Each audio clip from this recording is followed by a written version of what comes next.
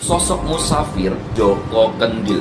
Beliau mengatakan dalam melakukan perjalanannya menunggangi macan putih, harimau putih. Benarkah Mbak Mijan pengakuan dari Joko Kendil bahwa musafir ini menaiki macan putih? Jawaban Mbak Mijan, yes. Ya, Mbak lebih memahami bahwa ada manusia yang berwajah tulus, apa adanya, dan beliau adalah orang yang memegang teguh terhadap prinsip hidupnya untuk tidak berpikir duniawi. Beliau tidak pernah berpikir tentang viral, tentang kepopuleran. Secara penglihatan saya, analisa saya sendiri, beliau memang ada hodam. Jadi ada hodam, itu sebenarnya adalah ajudan daripada Syahadi ya. Jadi seperti itulah orang-orang yang seperti itu. Jadi beliau itu bukan menunggang ya, artinya justru macan tersebut itu ada di depan beliau sebenarnya. Beliau itu mengikuti arah jalannya macan tersebut. Jadi bukan beliau naik. Ini yang benar seperti itu. Jadi beliau itu mengikuti jejaknya macan tadi mau kemana. Mbah katakan Joko Kendil sang musafir benar-benar menaiki harimau putih, benar-benar menaiki macan putih. Terkadang kontroversi adalah hal yang biasa teman-teman di dalam media sosial.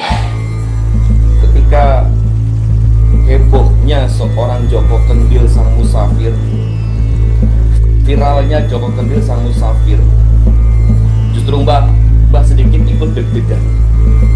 Maka Mbah cepatnya harus mengambil sebuah momen untuk ikut menanggapi sebuah pertanyaan dari banyaknya netizen. Apakah benar Joko Kendil itu naik kendaraannya adalah macan putih?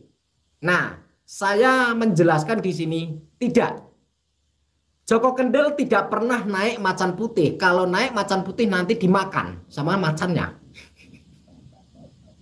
Nah, maksudnya Joko Kendil naik macan putih ini bahasa musafir ya. Karena saya mantan musafir, jadi sedikit banyaknya saya masih ingat lah bahasa-bahasa musafir. Kenapa Joko Kendil mengatakan perjalanannya kenapa cepat? Karena dia naik macan putih. Nah, macannya tidak bisa dilihat oleh mata. Maksudnya begini, macan putih yang dimaksud Joko Kendil itu adalah dikala dia jalan kaki menuju ke depan suatu tujuannya. Nah, selalu kalau saya live streaming di TikTok sama Abuela, kalau ditanya mau kemana Gus, mau ke depan, itu adalah bahasa musafir. Mau ke depan, pokoknya terus ke depan, maju terus, pantang mundur ke depan. Ya, ini bahasa-bahasa musafir. Terus maksudnya naik macan putih itu adalah yang dimaksud Joko Kendil itu, di mana sifat macan dia selalu bisa bertahan hidup walaupun berjalan sendirian, tidak pernah bergerombol, tidak pernah berkerumunan, tidak pernah membawa teman, tidak pernah membawa sahabat, membawa keluarga, membawa rekan, membawa anak, istri, membawa orang tua. Berjalan sendirian masih bisa hidup. Nah, inilah sifat macan. Harimau itu bisa hidup walaupun sendirian. Maksudnya seperti itu. Nah, ini saya buka ya supaya kalian paham, masyarakat, supaya tidak mengelu-elukan musafir. Karena ini resikonya seorang musafir harus diuji tentang lahir batinnya. Saya jadi prihatin, saya jadi kasihan sama saudara saya Joko Kendil. Joko Kendil orang baik. Joko Kendil orang baik, saya tahu. Nah, di sini saya mengatakan saya kasihan sama Joko Kendil. Kenapa? Karena semakin dia terkenal, viral, sedangkan belum saatnya. Belum saatnya. Kenapa? Karena saya tahu tujuannya Joko Kendil yang sebenarnya. Kenapa dia itu musafir? Dia berniat musafir sebenarnya dulu. Niat awalnya dia pengen musafir itu selama 9 tahun. Selama 9 tahun. Itu niat dia. Awalnya adalah pengennya 9 tahun. Nah, kenapa 9 tahun? Karena dia pengen keliling Wali Songo saja. Itu. Ternyata sekarang niatnya berbeda. Nah, saya kasihan sama Joko Kendil, semakin dia viral, semakin dia terkenal di media, akan banyak masyarakat yang mengganggu perjalanannya. Karena apa? Semakin terkenal, semakin viral, ini akan mengganggu niatnya Joko Kendil. Ini setan, ya. Ini akan mengganggu niat awal dari hatinya Joko Kendil. Karena saya tahu niat awalnya Joko Kendil musafir seperti apa. Karena luar biasa. Karena apa? Kita minta foto selfie, sekrek. Setelah itu bikin status, saya ketemu sama Joko Kendil di daerah sini. Nah, kita mengeluh-elukan sosok Joko Kendil sehingga kita itu secara tidak sadar kita sudah melakukan apa ya? Ini berbahaya gitu loh. Saya susah ngomongnya. Saya berharap Joko Kendil kuat. Jadi memang benar Joko Kendil itu adalah dulu pertama kali ketemu dengan saya di Pati waktu dia perjalanan mau ke arah Jepara. Mau ke arah Jepara, katanya mengambil tongkatnya di Rejenu. Begitu. Nah, pengakuan dia adalah dia lagi naik macan. Benar dan tidak, tapi yang pasti Joko Kendil itu kalau jalan dia ya ini orang saya bilang nguntrung gitu ya, nguntrung itu ya, cepet banget itu loh. Jalannya cepet banget. Kayak lari tapi tidak lari, orang dia jalan gitu loh ya. Nah, itu Joko Kendil. Pengakuan Joko Kendil waktu itu, saya tanya, Mas atau Kang ya, sampai jalan kok buanter banget. Kata dia adalah naik macan putih. Nah, bener tidak dia naik macan putih? Nah, inilah yang ramai menjadi perdebatan teman-teman. Sebagian orang meyakini iya Joko Kendil naik macan putih. Sebagian orang meyakini tidak. Terus banyak yang nanya, kalau menurut Mas Adi bagaimana? Nah ini ya. Kalau menurut saya, aduh gimana ya. Sebelum menurut saya bagaimana, saya cerita dulu. Beberapa waktu yang lalu, keponakannya Joko Kendil ngubungi saya. Nah dia itu ternyata bernama Kosnan. Anaknya Pak Slamet, asalnya dari Grobogan Purwodadi Grobogan. Nah, setahun terakhir dia tidak pulang. Dia pernah menikah 2 kali atau bagaimana ya. Setelah istrinya meninggal dia pergi. Pergi itu tidak pulang-pulang. Yang ternyata dia adalah menjalankan ritual ya, mungkin sebelum ritual dia ziarah dari satu makam ke makam yang lain, dari satu tempat ke tempat yang lain. Seperti itu. Nah, kemarin juga tetangganya Joko Kendil atau Kang Kosnan juga ngubungi saya, tetangga deket itu malah. Tetangganya kontak saya, ngabari bahwa sedari dulu Kang Kosnan atau Joko Kendil seperti itu orangnya. Dia baik ke orang, tidak aneh-aneh, tidak neko-neko, cuman memang seneng apa ya, seneng berziarah. Cenderung orangnya tuh aslinya pendiam kabarnya, cenderung pendiam, terutama setelah istrinya meninggal kalau tidak salah. Nah, kembali kepada persepsi masyarakat masing-masing, gimana ya? Orang kita itu kebanyakan memang lebih mudah terpesona dengan tampilan fisikly orang. Apalagi kalau orang-orang yang memakai nuwun sewu ya, atribut-atribut tertentu terutama yang berkaitan dengan nilai-nilai agama, biasanya kita akan hormat banget, santun banget di luar bagaimanapun dialah. Dan saya tidak mau berpolemik di sana, saya serahkan semua kepada panjenengan semua. Cuman yang pasti pada saat ada seseorang mengaku gitu menaiki macan putih, kalau dalam pemahaman saya patut dicurigai bahwa dia mengalami gangguan. Itu seperti halusinasi. Patut dicurigai ya. Pastinya tentu harus lewat pemeriksaan lah ya. Pemeriksaan oleh pihak yang berkompeten di sana.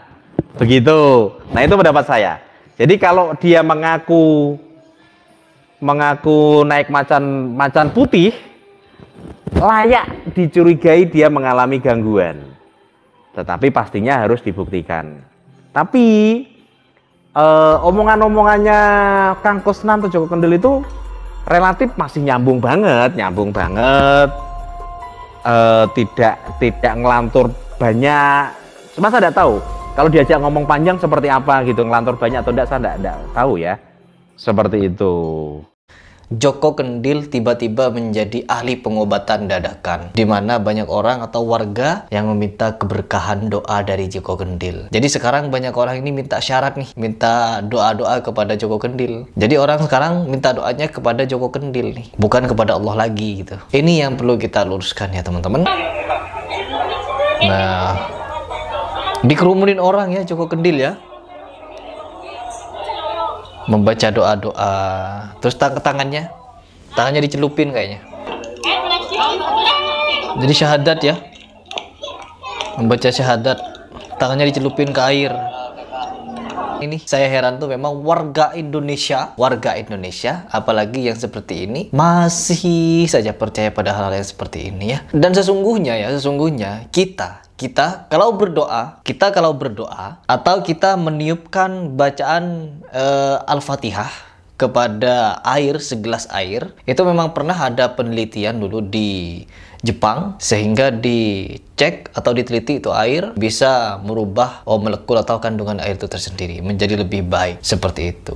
Namun di sini siapapun hamba Allah, kalau kita memiliki keyakinan kepada Allah Subhanahu wa taala, kita tidak perlu mendatangi siapapun untuk mengharapkan doa. Dengan keyakinan kita sendiri, karena apa? Allah meminta kita untuk selalu bersujud kepadanya, untuk selalu meminta ampun kepadanya. Dan ketika kita didatangi suatu masalah atau bencana kayak gitu, atau diberikan suatu penyakit, kita bukan berdoa kepada Allah ini. Jadi mencari Joko Kendil ini ya. Jadi kalau kita punya masalah, kita punya penyakit, kita punya apa, jadi bukan berharap lagi kepada Allah, bukan tambah mendekatkan diri kepada Allah, tapi mencari Joko Kendil. Kalau saya ketemu Joko Kendil, saya bukan akan minta doa-doa seperti ini ya, atau meminta doa-doa kepada air-air ditiup-tiup, dicelup-celup gitu tangannya, enggak. Tapi memberikan bekal, dia mau kemana. Jadi sekarang orang-orang di Indonesia, kalau mereka punya hajat, mereka punya keinginan, mereka punya cita-cita nih, datangnya ke orang seperti ini. Apalagi sangat kebetulan nih Joko Kendil jalan kemana-mana. Jadi setiap mampir, warga di sekitar kumpul untuk minta hajat kepada si Joko Kendil.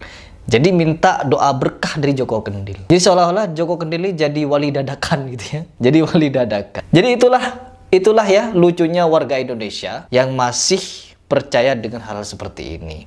Apalagi orang-orang yang dianggap sakti, memiliki khodam, terus memiliki hal yang aneh, nyeleneh, didatangi, dimintai doa berkah kayak gitu. Jadi keyakinannya sudah kepada orang-orang seperti ini. Ini seharusnya perlu diselidiki nih ya. Saya sebenarnya kalau saya bertemu dengan Joko Kendil, saya akan duduk dengan dia dan saya akan menyelidiki keilmuannya dari segi ya mungkin akidahnya, terus dari segi syariatnya, dari segi pemahamannya dan tujuannya gitu. Bukan langsung meminta doa-doa seperti ini ya, bukan minta doa-doa seperti ini gitu. Apalagi dia punya khodam katanya, dan para indigo banyak yang mengiyakan ya. Sedangkan khodam itu jin dan kita dilarang untuk bersahabat atau berteman dengan jin, apalagi minta bantuan jin gitu kan ya, dilarang kita, dan dia melanggar larangan itu. Baik, sekarang menjadi kesimpulan, yaitu pendapat saya. Yang pertama, kita itu diminta di dalam Al-Quran untuk mendekatkan diri kepada Allah Subhanahu wa taala dengan cara apa? Dengan cara beribadah dan juga dengan membaca Al-Quran dan mencari guru yang tepat di dalam segi akidahnya. Dan di Indonesia ini kita bisa melihat ya, di sekitar kita, tahu orang-orang terdekat kita. Kebanyakan mayoritas orang beragama di dalam KTP-nya Islam, namun enggan sekali untuk melakukan ibadah-ibadah atau enggan sekali di dalam melakukan sholat, menjaga sholatnya. Seperti itu. Banyak masyarakat yang seperti ini, mempercayai hal-hal mistis. Itulah kenapa di Indonesia yang paling laku adalah film horor. Karena kalau sudah berbau mistis, itu masyarakatnya pasti sangat senang, pasti sangat suka horor. Dan sekarang kedatangan orang yang memiliki gimmick luar biasa dan dibangun narasinya oleh netizen seolah-olah dia memiliki kelebihan-kelebihan yang istimewa. Yang pertama, kenapa Joko Kendil bisa terkenal? Karena dia mengucapkan menunggangi harimau putih, dan itu diangkat oleh netizen untuk membuatnya tambah iya, iya, dan iya. Dan saya pun memberikan panggung dengan membahasnya. Namun di sini saya ingin membahas dari segi akidahnya. Yang saya ingin jelaskan untuk teman-teman sekalian, bahwa Joko Kendil ini melakukan musafir ya, katanya jalan kemana-mana. Tujuannya untuk apa? Tujuannya untuk mencari atau mengambil tongkat kayu kopi katanya. Teman-teman tahu untuk apa? Untuk memanggil atau mengendalikan khodam macan katanya. Untuk mengendalikan khodam harimau. Ya, dimana kemarin saya menyebutkan bahwa khodam itu bisa menyerupai apapun. Ya, entah itu menyerupai harimau, gajah, kucing, ular, belut, burung, dinosaurus, brontosaurus, tyrannosaurus, dan lain sebagainya. Dan yang saya heran, kenapa tuh khodam ini lebih memilih menyerupai hewan-hewan yang angker. Contohnya seperti harimau. Kenapa tidak menyerupai hewan-hewan yang sudah punah? Seperti T-Rex gitu, seperti tyrannosaurus itu kan lebih keren, lebih gagah tuh. Mau kemana Joko Kendil? Mau nyari kayu kopi. Terus para indigo melihat, oh Joko Kendil mengendarai khodam tyrannosaurus gitu. Kan keren ya. Kalah harimau itu sama T-Rex, kan kayak gitu. Namanya jin bisa menyerupai apapun. Jadi sudah saya ulang-ulang ya kepada teman-teman sekalian, bahwa tidak ada seorang muslim yang dibenarkan ketika dia bekerja sama dengan jin. Sedangkan kalau di Indonesia, orang yang bekerja sama dengan jin, memiliki kontrak darah dengan jin, memiliki kesepakatan tertentu dengan jin, dia dianggap sakti, dianggap wali, dan dianggap luar biasa hebatnya. Sedangkan teman-teman ya, orang yang benar-benar lurus di dalam menekuni akidah akan sangat jauh dari hal-hal seperti ini, ya, akan sangat jauh. Inilah mirisnya kita hidup di Indonesia. Karena apa? Masyarakatnya seperti ini. Meskipun kita memberikan dakwah melalui video, memberikan dakwah yang sejatinya itu adalah ranah publik, di mana orang bisa menontonnya secara berjemaah mungkin ya. Namun apa? Yang lebih menarik adalah yang berbau seperti ini, yang mistis, yang pelaku. Sedangkan kita yang berikan edukasi itu kadang tenggelam. Karena apa? Itulah susahnya dalam berdakwah, menyampaikan kebenaran. Pasti tantangannya seperti itu. Kalau bagi diri saya pribadi, orang yang sudah mendeklarasikan dirinya bekerja sama dengan khodam, dia sudah melanggar aturan dari Allah SWT, atau tidak ada ulama yang membenarkan ketika seorang muslim bekerja sama dengan khodam atau jin. Jadi meminta berkah atau doa kepada orang yang mungkin seperti Joko Kendil ini, itu sudah tidak sesuai dengan syariat kita.